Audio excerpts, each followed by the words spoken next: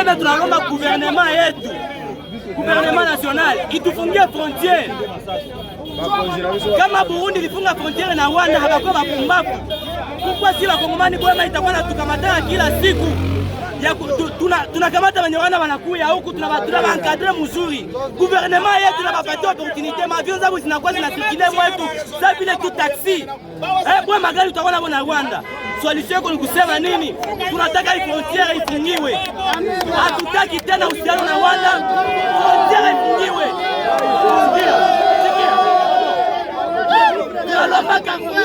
Tunalomba 48 heures. Tunalomba 48 heures. Bakongomani, kila mkongomani wote wanaishi Rwanda avuke kumkongo.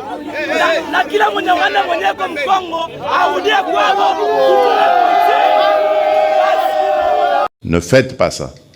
Ne haïssez pas les étrangers. Et d'ailleurs, à propos du Rwanda, ça ne sert à rien de regarder le Rwandais comme un ennemi. Non. C'est le régime rwandais avec Paul Kagame à sa tête qui est l'ennemi de la République démocratique du Congo. Les Rwandais et les Rwandaises sont nos frères et sœurs. Et d'ailleurs, ils ont besoin de notre aide parce qu'ils sont muselés. Ils ont besoin de notre aide pour se libérer. Ça n'a rien à voir avec ce que leurs dirigeants sont en train de leur imposer.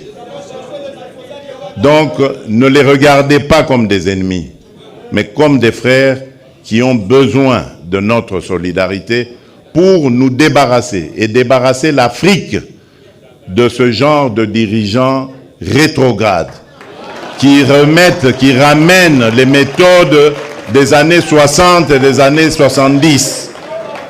Alors qu'en Afrique,